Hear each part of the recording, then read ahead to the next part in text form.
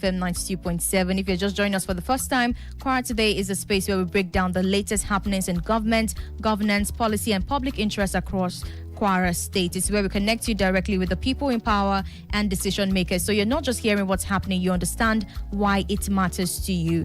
Now, joining me on the show once again is someone who is no stranger to this platform. And I must say, this is the first time I'm seeing him after he did his ceremony. In case you're wondering what ceremony is, well, he got married a couple of weeks back, and congratulations to you. No other than Mr. Ibrahim Akolu, the Senior Special Assistant to the Kwara State Governor on Communication. Thank you very much. Yes. I'm so happy to be back too, and I want to commend you and all the amazing guys here for the good job they are doing. Congratulations to you on your 1 year anniversary. Yes. You have taken the radio wave by surprise. We are all excited. Thank you very much. Good morning, Kwarans. My name is Ibrahim Akolu. I'm the Senior Special Assistant to Kwara State Government on Communication. I'm happy to be back. Thank you. Thank you very much. It's nice to have you back. And he'll be walking us through a number of pressing issues and ongoing developments in the state, from infrastructure, agriculture, security, public service updates, and everything in between. Basically, it's a full rundown of what you as a Kwara need to know to stay informed and engage. And of course, this isn't just a sit back and listen moment. You can also be a part of the conversation. If there's something you'd like to be clarified, if you have a question, or you just want to share your opinion on anything discussed today, feel free to call in or send a WhatsApp message to 0807 777 9927. Again, 0807 777 9927. And remember, we're streaming live on Facebook and YouTube at Flow FM 927 in case you want to see what's going on in the station right now. So, Mr. Akolu, over to you. Thank you very much. I was expecting that you fire me. Yes, I mean, something is really trending right now. I mean, I'm seeing it on social media about, okay, we want to build, the Kwara State government wants to build a new government house. And people are like, okay, what's going on? Why do we need a new government house? People are suffering, people are this, people are that. What exactly is going on with that? Thank you very much. First and foremost, it's not true. The state government has no plan to build a new government house.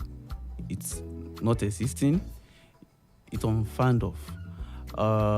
But you see, what is happening out there is propaganda being pushed by the opposition parties. The government communication about this is clear. We are not building any new government house. What the government is doing at the moment is building a new secretariat with new offices for public officials. And it is not in heaven.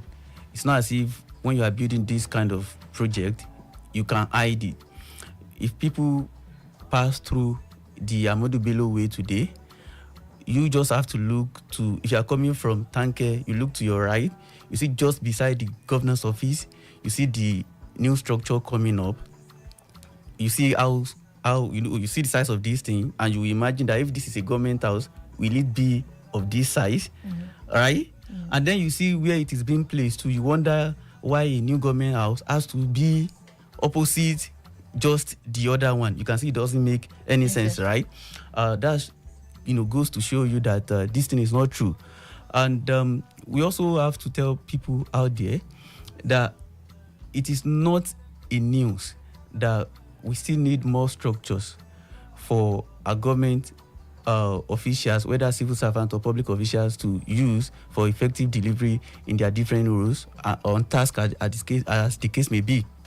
Even several times, these opposition figures have had to go on radio to lampoon some government officials or try to mock them that they do not have offices, that they can visit them, that they are suffering, blah, blah, blah. Now that the government is not only taking care of this, but they are also making the opportunity to provide structures, offices, modern ones for our civil servants, top public government officials to use for their services. They have turned around to say they want to build new government. It goes to show that they don't just want government to do anything.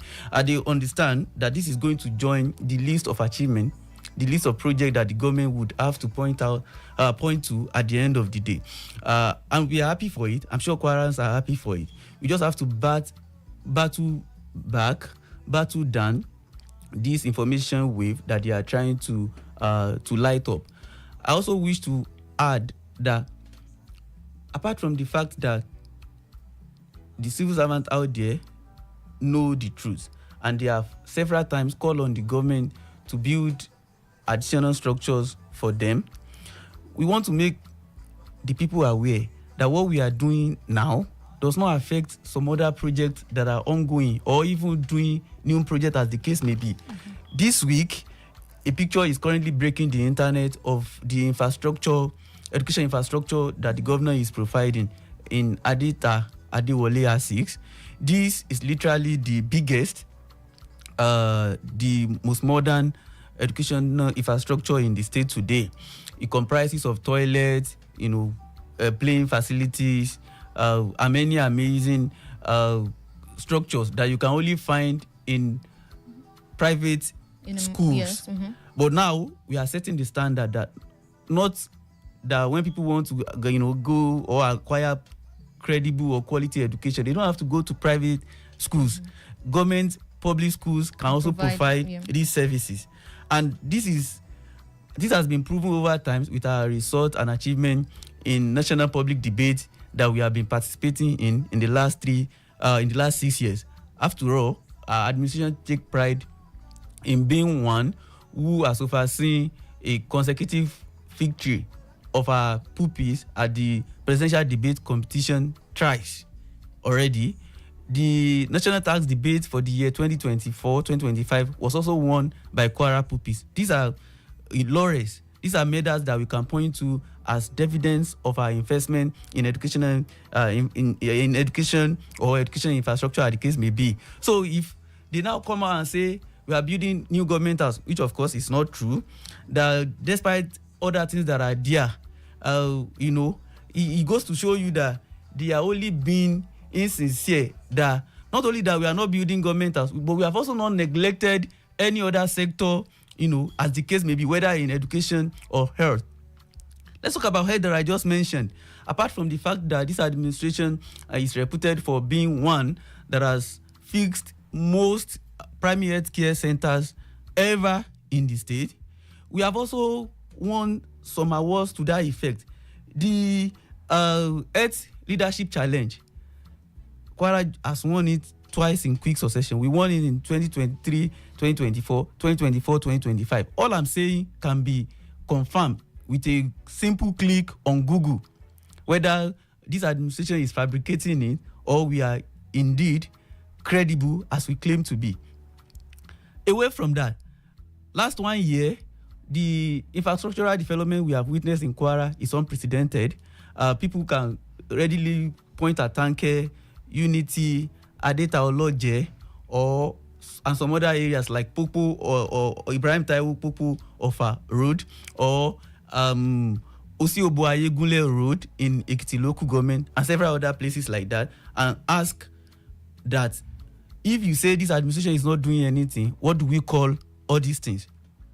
I also want to point at one thing, that the former administration built or started the construction of a secretariat, which we can see along Modu Bello Way, but they couldn't finish it. If we didn't need more secretariat, why do you think even the former administration started one?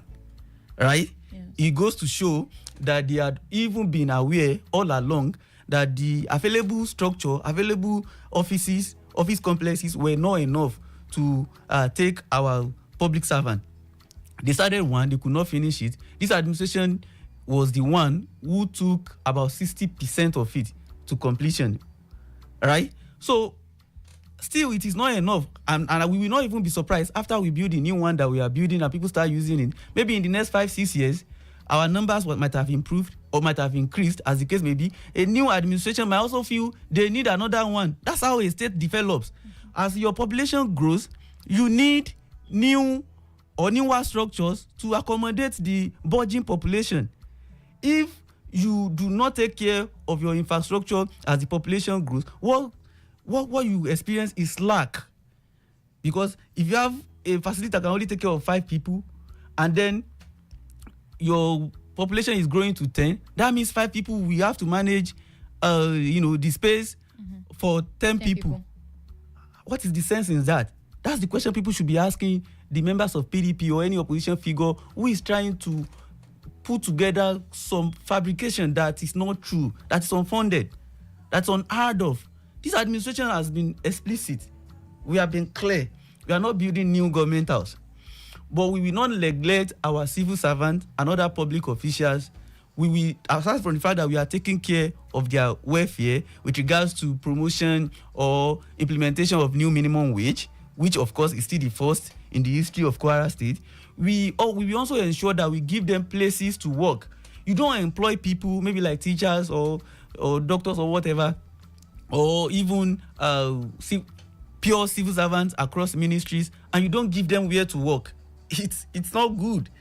It's not good, right? But it's because that's what PDP used to do. That was what they did before they were sent packing in 2019, that they still expect us to continue to do. So we just want to implore the people of Kwara State. We have made clarifications. No plan to build new government house. What we are doing at the moment, and they can go to confirm, is build new offices for civil servants so that they can find conducive place to do their work as they are employed to do. But we will not go back to the era of PDP, whereby they did not only fail to pay their salaries as and when due, they denied them of promotion as and when due. They also left them to their fate to work if they can, or to stay at home and not come to work, which led to ghost worker issue that this administration discovered as far back as 2 years ago, right? So PDP is only trying to tell us who they are, not essentially who we are, because the facts of this matter are there to be confirmed by any interested party, right? So we also need to implore them. The election has not come. What we are doing at the moment is governance, and we want to face it squarely.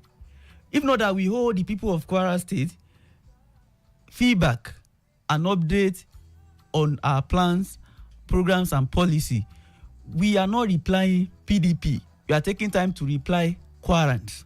Because if you look at the party, it's in coma. It's dying. And we do not want to help them resuscitate it. We wish them the very best of luck, but they should let us face the issues of governance and let the administration fix all the rot that they left behind, because that is what we were elected to do. Another thing. Before we get there, let's get this call. Okay. Oh, I got to you late. Do well to connect back 0807 777 9927. You can call in or send a WhatsApp message to be a part of the conversation today. You can go on, Mr. Akolu. We pride ourselves as an administration that takes feedback seriously. We like to get what the people think, but we hope that people will not be talking from the place of ignorance. That is why we have come to clear the misinformation that have been spreading around. You also need to look at another area. Recently, some professionals represented Kwara in several sporting events, whether at the National Sport Festival or even at the recently concluded Presidential Football Confederation Cup. Yes. Kwara won that Confederation Cup for the first time in its history. Sorry, let's get this call. Sorry to cut you off there. Do you want to connect back? You can go. We won that Confederation Cup for the first time in history. It was due to the massive support that the governor, who himself is a sport-loving person, gave to the team to be able to do well in that competition. This goes to speak to the change we have now recorded in the sport ecosystem itself, right? So when I talk about education earlier, I mentioned Earth. I have now gone into what we are doing, positively well in sports too. And I'm going around talking about all of these things to let people know that no sector is being neglected as they may want to paint. But we also have to acknowledge the fact that no administration has the capacity to finish all the problems, to fix all the problems or challenges that the state may have across this sector. But what people agree on at the moment is that this administration is doing fantastically well in addressing the issues within the limit of the available resources. And you have to look at it this way. If this administration has done over 1,000 schools within 6 years, has fixed or renovated or reconstructed or rehabilitated over 1,000 schools in 6 years, schools that were ordinarily supposed to be taken care of by the former administration, if that has been taken care of before we came, would we be expending resources on them? We wouldn't, right? No, yeah.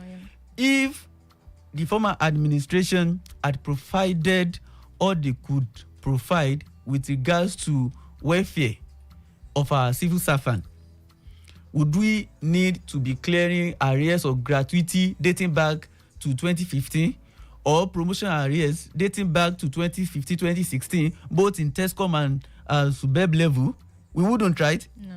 But we fixed all these messes. We cleared them for them. Same way, we are now trying to add more office complexes for civil servants who are doing the task of helping the government, to implement reforms or even to formulate policies, as the case may be. We just want to appeal to the people of Kwara State that this governor, as the case may be, is the most prudent ever, and he wishes to continue to be one. As our allocation increase, the governor has no plan to be splurging it on unnecessary projects or white elephant. We would rather continue to build new courts like we are currently building for our judges, or helping young people to gain access to education like we are building the Adeta primary school, or we continue to build new infrastructure like we now see at Unity or Tanke here, or even in some other areas of the state. That's what we want to do. We take pride in the commendation that we have received for being the administration that has implemented minimum wages twice, in its lifespan. We are assuring the people of Kwara State that other critical area of welfare that are left to be taken care of are being looked into. Remember, we spoke about Renew Hope housing project back then, the beginning of this year. It is not abandoned. When the project finishes, several people will have access to gaining house at affordable prices. These are the dividend of democracy that you can call upon, and this is what the government of Kwara State is focusing their attention on. If people have questions to ask, we are here to answer them. We just urge them not to listen to misinformation and fake news that will hamper the progress that we have been making as a people and as a state. Okay. Thank you very much. Thank you very much. I'm talking about questions to ask. We do have a WhatsApp question here. A question on WhatsApp. You didn't say your name and where you're sending a message from. Some listeners. Okay. To understand the message, he said rural areas have not felt much of the state's infrastructural upgrades. Are they? Are there updates? Are there projects targeted at our communities? Yes, there are. I thank the person for trying to reach out. I urge the person, whether a male or female, to go on Google right now and search what we call RAMP project. It's one of the projects that the Kwara State Government is doing in partnership with World Bank. Over 209 kilometers of roads are captured under this road project, selected from different rural communities, whether in Asa or Ilorin East, rural communities in Ilorin East or some other places like that. If time permits, I can start reeling the names of this road, as the case may be, in all the areas they are domiciled. The idea is simple. While we do major infrastructure like they might have seen in the capital, we understand that we cannot neglect the rural communities. And this is why this standalone project exists, to capture the needs and yearnings of rural dwellers. And if this person will do as I say, that person will confirm to you that such project is currently going on. But we need to understand one thing. It doesn't mean all the rural community, all the rural area today has been captured, or could even be captured within the lifespan of this administration. That's why governance is, continuum. But what we have proven to have done differently is that areas where otherwise the roads like interlock had never existed, had never reached, this administration, is known to be the one who has taken those roads there for the benefit of the people. It shows that we are not urban focused and not neglecting the rural communities. We just urge them that if you need road and road has not been done, you can acknowledge that we have renovated your primary health care center or we have rehabilitated your community school. Remember, problems facing a rural community might be multifaceted. They may lack water, they may, or as the case may be, it may be school that is in bad shape, or it could be road that they do not have, or sometimes it could even be the primary health care center. But I take pride as a spokesperson of this administration with what we have proven severally, that no word would have said that in the last 6 years, maybe road or primary health care center or hospital or even school had not been touched. We might have touched the hospital or the school. We might not have gotten to the road, but we would have done something. And that's what we want to continue to do. So we urge them to continue to call on the government. It would have been fine if the person would mention the name. Or you can't mention the name of your community. Yeah, so that the government will also notice it. And that helps democracy. That helps governance to get back to the grassroots. And that's why we are here. All right, thank you very much. Let's quickly get this call. Hello, good morning. Hello, beautiful morning to you in the studio. Good beautiful morning to you as well. What's your name and where are you calling from? This is Kadis King Yongaya J, calling from Kwara. Okay, calling from Kwara. You have a question for our guest today on the show? Oh yes, I have a question for the guest, but starting from you first, please. Okay. I want to know, is this the first program for this Kwara State issue, like this particular program? No. First edition, huh? No, this is not the first edition. It's been on for a while now. Okay. I'm glad to be a part of this today because I'm listening to this for the very first time. And it pleased me to know that you have a great personality in the studio as a guest. Okay. Thank you. Thank you. Yongaya Ali has been one who always advocates for a platform for youth in Kwara State in terms of entertainment. And I believe that this administration has been doing a lot in terms of education and sport. And I want to believe that education, sport, and entertainment should be a prime factor if government and administration should look into where if that administration wants to capture the youths. Like this weekend, I was privileged to be at Flow FM 1 year's anniversary. I met a lot of people, even though I wasn't opportunity to perform, but I met the staffs of this particular radio house, the management, the CEO herself, and others. Unknowingly to me, Sonoros was even there, but I did not know. Not until when I began seeing the pictures, I saw the flyers for the event. And I was like, wow, so this that's why they see, they look like they look at Sonoros. So a lot like this, a lot of platforms like this can help expose you that are into this. Thank you very much. And I please urge the guests, please, as a personal assistant to the governors on communication, to try and find a way to look into this for the youth in Kwara State. Thank you. Thank you very much for your contribution on the show today. Do you have anything asking for a platform for young talent in the entertainment industry? We appreciate the person. Like as he was direct, I also recognize his passion for sport and entertainment. That's literally what we are expecting our young people to channel their energy to harness it for the progress and development of the state. But we are doing that. This administration loves sport and creative industry. You remember the governor established Kwara Sugar Factory Film Studio for that effect, to train, develop talent, and then to provide platform for them to strut their stuff, as the case may be. The facility is there for use.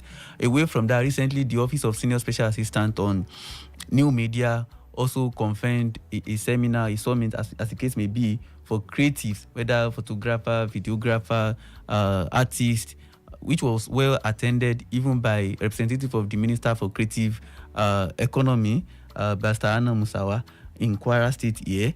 So maybe he missed it, or he might have missed all of these opportunities, but that's not the end. I want to urge him to follow government communication clearly. He might also reach out to all of the aides like us on social media, to know what he can tap in, or he can benefit for the policies of this administration as a creative himself, because we do not want to leave anybody behind. And if we are talking about youth and what this administration has done for them, I'm a living example. I'm below 30. I'm a government spokesperson. It has never happened in the history of the state. And we have people like me, a whole lot of people like me, who are currently serving as commissioner in the state, or who are holding several other key positions at the ends of affair. It goes to show that the administration has heard the cries of young people, and it's even willing and ready to do more to harness their potential and push them to survive the barriers of development. Thank you very much. Thank you very much there. And that brings us to the end of today's edition of Kwara Today here on Flow FM 92.7. A big thank you to our guest, Mr. Ibrahim Abdulateef Akolu, the Senior Special Assistant to the Kwara State Governor on Communication, for taking the time to walk us through the developments around happening in Kwara State and also debunking some lies going on social media. Thank you very much for joining us in the studio today. Thank you very much. It was a pleasure. Thank you. And so we'll come your way again next Wednesday, 11:30 to 12 p.m. Stay informed.